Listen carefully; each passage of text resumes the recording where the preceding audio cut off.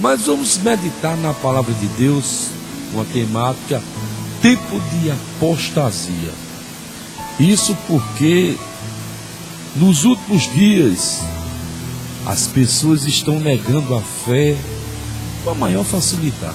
Perder o temor, perder a intimidade com Deus, isso aí tem sido tremendo. As pessoas estão ficando frias, estão ficando desacreditadas, sem esperança, e nós observamos as igrejas vazias, igrejas evangélicas. Quando nós notamos um número maior de pessoas, estão indo por interesse em bens materiais, aquela velha doutrina da prosperidade. Não é por aí que funciona.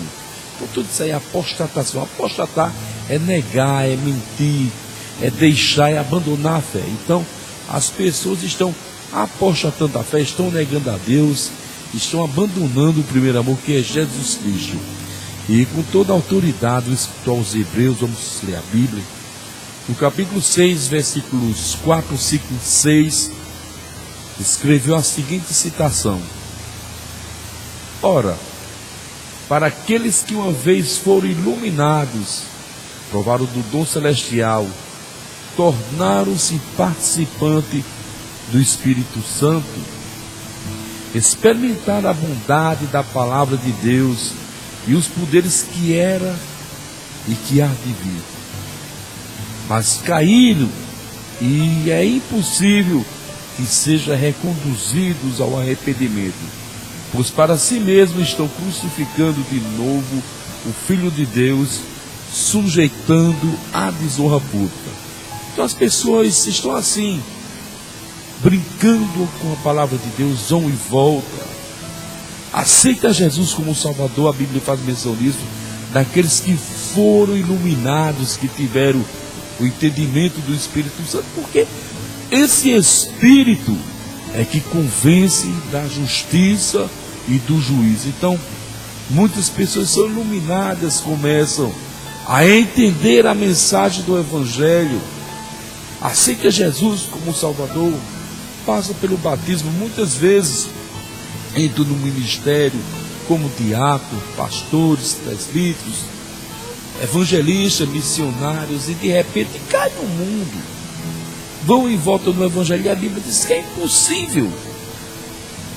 Então, quando esse fenômeno acontece, tem duas vertentes. A primeira, a pessoa nunca se converteu, nunca aceitou Jesus como único e suficiente Salvador, ou em outro padrão, aceitou, a Bíblia diz, mas abandonou.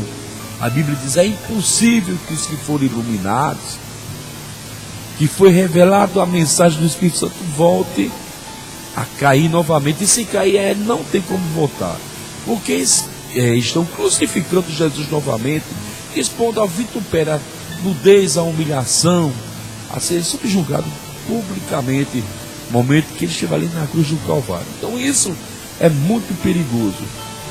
E o principal motivo que leva as pessoas a apostatar, a negar a fé, a esfriar no Evangelho, quando muitas vezes eram salvos, cristãos que glorificavam, cristãos que tinham prazer, que pregavam o Evangelho, que visitava, que fazia missões cruzadas. O que tem levado essas vidas a um caos, a destruição, a frieza espiritual, é a negligência em ler a Bíblia, em colocar a palavra de Deus em prática dioturnamente.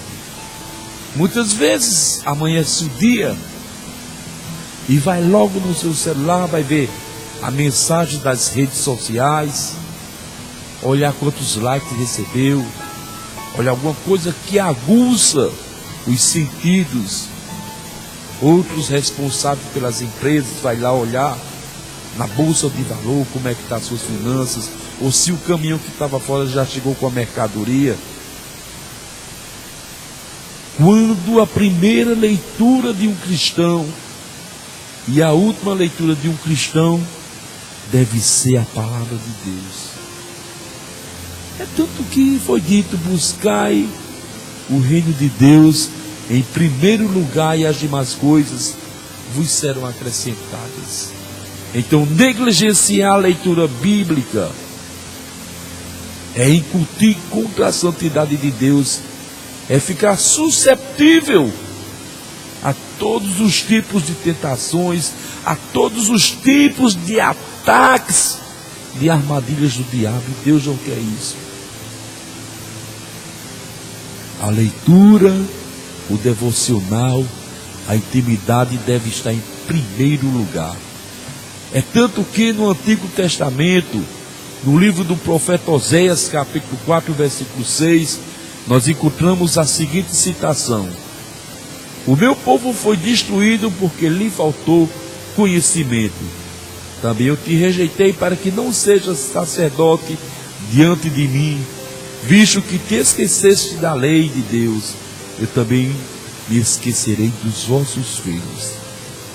Então está aí o problema, pessoas sendo rejeitadas no ministério, pessoas sendo rejeitadas dentro do santuário de Deus, sendo vomitadas, porque a Bíblia diz no livro do Apocalipse que sejamos quentes, fervorosos ou frios, porque quem é morno Deus vomita, Deus abomina. Então tem pessoas assim, fica como agente duplo de duas agências de espionagem, tenta levar informação para um, mas tenta levar informação para o outro, faz de tudo para agradar o grupo A, mas também continua agradando o grupo B. Então a palavra de Deus mostra essa negligência, mostra que nesse fim dos tempos muitas pessoas estão abandonando, negligenciar a Bíblia, por doutrinas erradas, com ensinamentos errados. Como eu não falei aqui, deixa de adorar a Deus para ver as façanhas de Satanás, para ver como anda as finanças, muitas vezes para ver doutrinas diferentes do que é ensinado na Bíblia Sagrada. É tanto que o apóstolo Paulo, escrevendo a Timóteos, no capítulo 4, versículo 1, fez a seguinte citação: mas o Espírito expressamente diz que nos últimos tempos alguns apostatarão, alguns negarão a fé, dando ouvido a espíritos enganadores e a doutrinas de demônio. É a palavra de Deus que diz, é o Evangelho, as epístolas, a Bíblia em síntese, que mostra a situação do homem nos últimos dias, onde muitas vezes nós passamos horas e mais horas pregando o Evangelho, ensinando a palavra de Deus, dizendo a verdade absoluta da salvação, e as pessoas acreditam nas mentiras relativas do diabo. Deixa a verdade absoluta de Deus pelas mentiras relativas do diabo.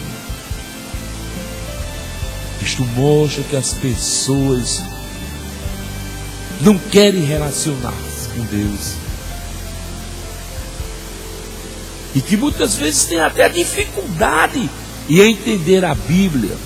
Ora, se eu pegar um livro de medicina e der um adolescente que está no fundamental, entregar ele para ler, ele vai ter dificuldade de compreensão nas palavras, do que significa aquilo, a glossolalia, né, médica, e vai abandonar o livro porque está além do entendimento dele. E as pessoas têm feito isso também com a Bíblia, quando a Bíblia é um livro de fácil compreensão, mas as pessoas estão com dificuldades. Por que dificuldades?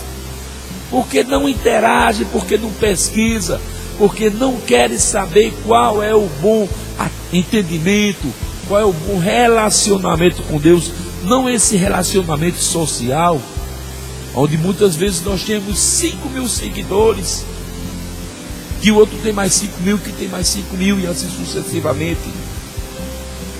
E no final, nós não conhecemos nem 500 pessoas, mas fazemos questão de dizer: temos tantas pessoas, tantos amigos, e a principal amizade, o principal relacionamento, que é um relacionamento eterno, uma hora todos os nossos amigos, toda a nossa família vai passar. E o principal relacionamento, que é com Deus, as pessoas negligenciam e não entendem, e apostatam, e negam, e abandonam friamente. Não entende a Bíblia, mas entende um livro de espiritismo, um livro de ocultismo, de bruxaria, de esoterismo, de luxúria, de filosofia, de idealismo humano, ideais humanos, de liberalismo humano.